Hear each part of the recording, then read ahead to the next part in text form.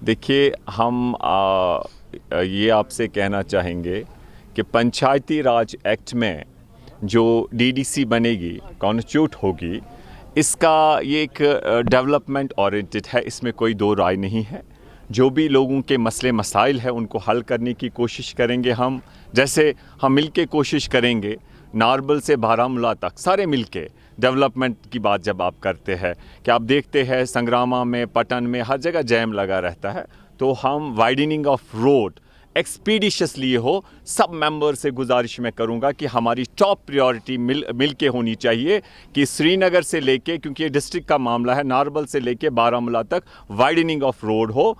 ये लोगों ऐसे जो लोगों के मसले मसाइल है, इसमें हम काम करेंगे, और जो भी लोगों के मसले मसाइल होंगे डेवलपमेंट के हवाले से। हाँ, उसके साथ साथ जो आपने सवाल पूछा कि आप 370 की बात करते थे, हमने कल भी कहा और आज भी कहते हैं कि ये हमारा हक है। अगर मैं डीडीसी नहीं भी होता तब भी मेरा एक जम्मू कश्मीर का बाशिंदा होने के नाते मेरा एक लीगल एक राइट बनता है। जो डेमोक्रेसी में इसका आपको हक है ये बात करने का कि जो आपके पास कॉन्स्टिट्यूशन में 70 साल रहा, अगर गवर्नमेंट ऑफ इंडिया ने उसे ले लिया, आपका हक बनता है। अब सुप्रीम कोर्ट भी हम गए हैं, वहाँ पर पिटिशंस है, उसका मतलब हुआ आप वो चीज़ मांग रहे हैं जो एक संविधान के दायरे में है, जो कॉन्स्टिट्यूशन के दायरे में। हम पॉलिटिकल लेवल पे भी और लीगल लेवल पे भी और पॉलिटिकल लेवल पे भी हर मुमकिन कोशिश करेंगे कि जो 5 अगस्त से पहले हमारी पोजीशन थी, हमारे पास 370 था, 35A था, हमारा झंडा था, हमारा के कॉन्स्टिट्यूशन था, हमारे ऐसे कानून थे जैसे मैंने इससे पहले कई दफ़ा दोहराया, alienation of land act, transfer of property act,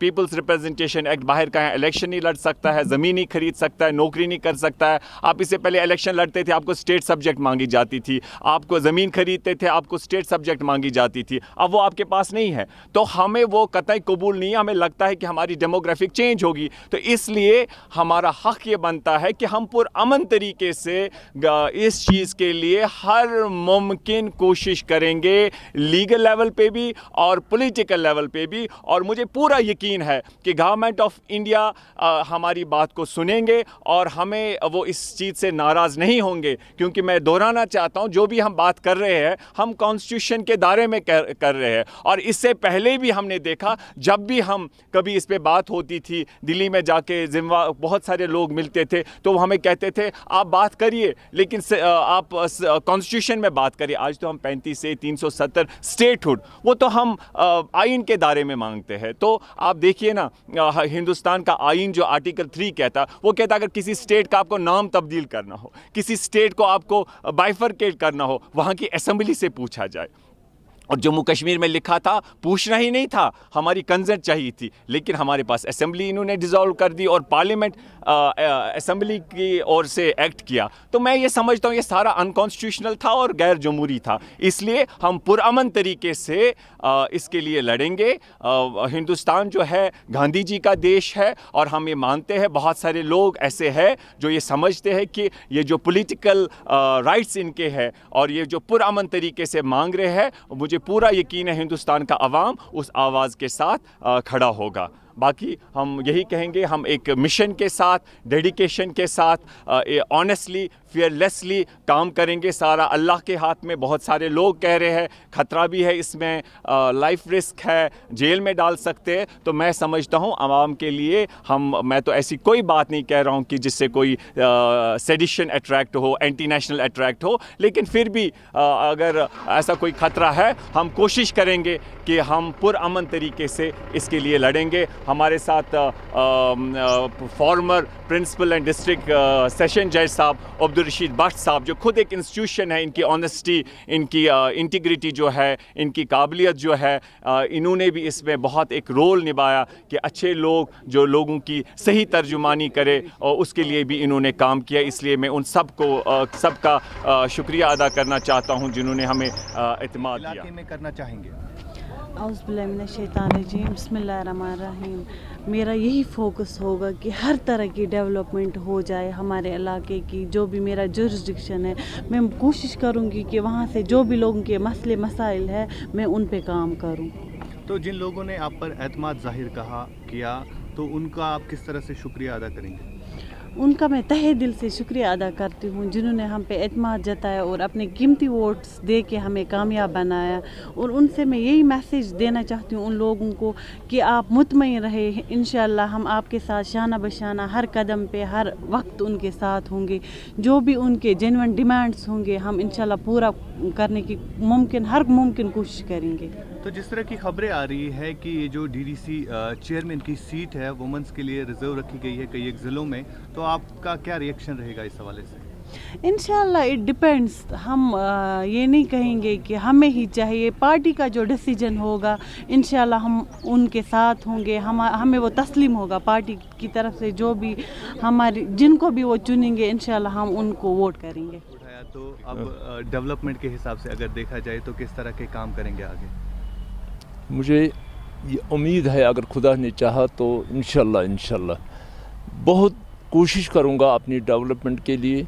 government से पैसा लेकर हम अपने इलाके की पूरी मेहनत करके डेवलपमेंट करेंगे इंशाल्लाह। इससे पहले भी आप सरपंच रह चुके हैं 2 बिल्कुल, बार, तो बिल्कुल। वो उस टेन्योर में कितनी डेवलपमेंट हुई, तो उसी तरह की डेवलपमेंट आगे भी आप जारी रखेंगे? उससे भी ज़्यादा मेरी कोशिश रहेगी कि जितना मैंने अपने हलके के लिए किया है उससे ज़्यादा मैं अपने पूरे इलाके में कोशिश करूँगा, क्योंकि मेरा जो इलाका है बहुत सारे इलाके ऐसे हैं जो पसमानदा है जिनका कोई ध्यान नहीं दिया गया आज तक। मैं कोशिश करूँगा, अल्लाह ताला से मांगूंगा कि इंशाल्लाह अल्लाह हमें मदद करे, इनकी पूरी उम्मीदें पूरी होंगी इंशाल्लाह। पटन के लोगों ने आप पर एतमाद जाहिर किया, तो किस बिल्कुल। तरह का शुक्रिया अदा करेंगे पटन के? बहुत बड़ा शुक्रिया है उन लोगों का जिन्होंने मुझ पर एतमाद किया, मुझे वोट दिया, सपोर्ट दिया। मैं उनका बहुत शुक्रगुजार हूँ। और ख़ासकर अपने इमरान साहब जो हमारे नेता थे उनका बहुत शुक्रगुजार हूँ। चलो शुक्रिया। आपकी जीत हुई तो अब किस तरह की डेवलपमेंट आप अपने इलाके में करेंगे, और आज आपने यहाँ पर हल्फ उठाया, इस हवाले से बताइए। शुक्रिया सर, आज हमारी हालत संबंधी थी, हमने हल्फ उठाया।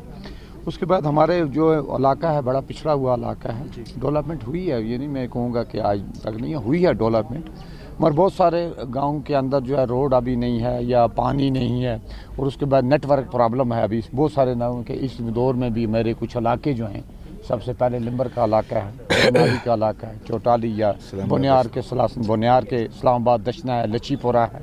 तो इन इलाकों में अभी जो है हमें नेटवर्क प्रॉब्लम की बहुत कमी है। तो नौजवान हमें इस वक्त, मुझे इलेक्शन में जब जाता था मैं, तो उस वक्त भी इन इलाकों का नौजवानों का यही असरार था कि हमारी जो तो एजुकेशन है आज ऑनलाइन है, भर्तियाँ ऑनलाइन है, सब कुछ जो है आज ऑनलाइन है। तो नौजवान तबका जो मुझे था और हर एक आदमी ये इसरार कर रहा था कि नेटवर्क की बहाली, तो सबसे पहले मुझे वो होगा। उसके बाद रोड इंफ्रास्ट्रक्चर है ठीक है कि नहीं, या पानी पर या एजुकेशन पर, तो सब सेक्टर में इंशाल्लाह मैं चाहूँगा अपनी तरफ से कि डेवलपमेंट हो सके और उन पर अच्छे तरीके से काम हो। सारी एक्सपेक्टेशंस हैं जो हमारे डीडीसी के जो है मेंबर्स चुन के आए हैं, ये हर एक जो है टेरिटोरियल कॉन्स्टिट्यूंसी सेगमेंट से। तो ये जो सेंट्रल गवर्नमेंट चाह रही थी कि यहाँ पे थ्री टायर सिस्टम बनाना, जैसे फर्स्ट टायर जो है पंच और सरपंच के इलेक्शन हुए, उसके बाद फिर बीडीसीज के इलेक्शन सेकंड टायर हुआ, अब 3 टायर कंप्लीट हो गया। और इसमें है पंचायत राज एक्ट में ये है कि जब तक 3 टायर सिस्टम जो है कंप्लीट नहीं होता है तो तब तक जो है डेवलपमेंट हो या बाकी चीज़, उसमें काफ़ी बड़ी बहुत सारी हमारी जो प्रॉब्लम आ रही थी।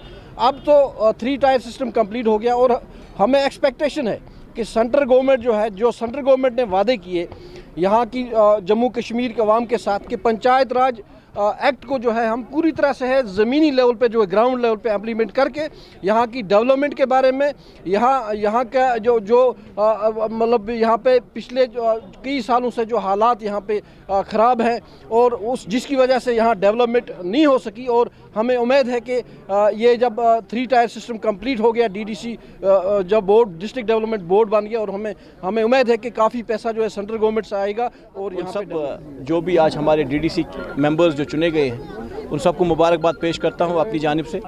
उसके साथ साथ मैं ये ज़रूरी समझता हूँ बताना कि जो भी चेयरमैन जो डिस्ट्रिक्ट डेवलपमेंट काउंसिल का बनेगा उसमें बेशक हम डिस्ट्रिक्ट प्लानिंग कमेटी एक है, उसमें चेयरमैन म्यूनसिपल काउंसिल भी एक मेंबर है, उसके साथ बीडीसीज भी है। लेकिन ये हम समझते हैं कि ये हमारे साथ एक नाइंसाफ़ी है कि अगर हमें भी कंटेस्ट करने का मौका और हमें भी वोटिंग राइट न दिया जाए, ताकि हमें भी एक पूरा हक मिलेगा डीडीसी चेयरमैन को बनाने में या डीडीसी चेयरमैन कंटेस्ट करने में या अपना वोटिंग राइट देने में।